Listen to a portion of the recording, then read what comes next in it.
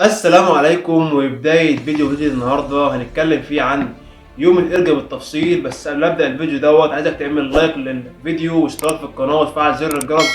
ولو عندك استفسار عن أي حاجة خش عندي على القناة، هتلاقي السلسلة كاملة فيها كل الإجابات في أي حاجة بتدور في دماغك، أو اكتب لي في الكومنتات وأنا هرد عليك. قبل ما نبدأ الفيديو يلا بينا.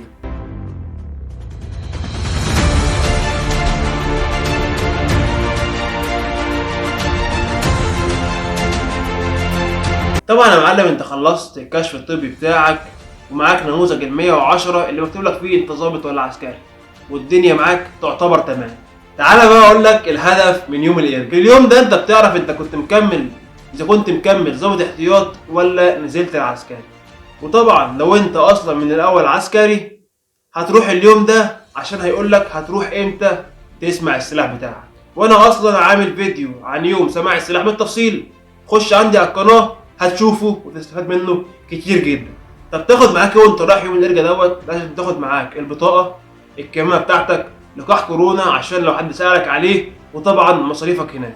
تعال بقول لك هتروح الساعه كام هناك. انت في اليوم ده لازم تروح بدري جدا، يعني الساعه 6:30 الصبح، وبالكتير خالص الساعه 7، عشان اليوم ده بيكون خفيف جدا مش زي اي يوم تاني، يعني طوابيره بتعدي بسرعه. وهتروح امتى؟ طبعا في اليوم هتروح على الساعه 12. اول ما بتوصل اليوم لازم هيتقسم لمجموعتين. مجموعه بتكون مجموعه الضباط، والمجموعه الثانيه بتكون للعساكر.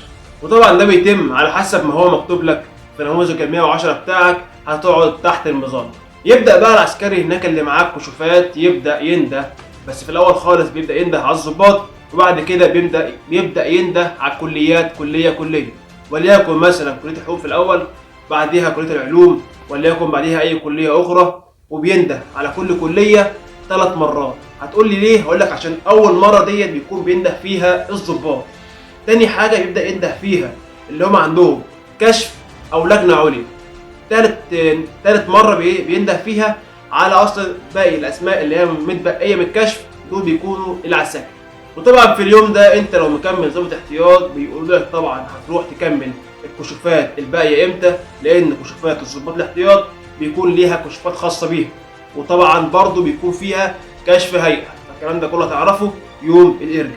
لكن لو انت اصلا عسكري من الاول فانت رايح زي ما قلت لك في الاول خالص عشان تعرف يوم سماع سلاحك امتى وسلاحك هيكون ايه وهتترحل امتى.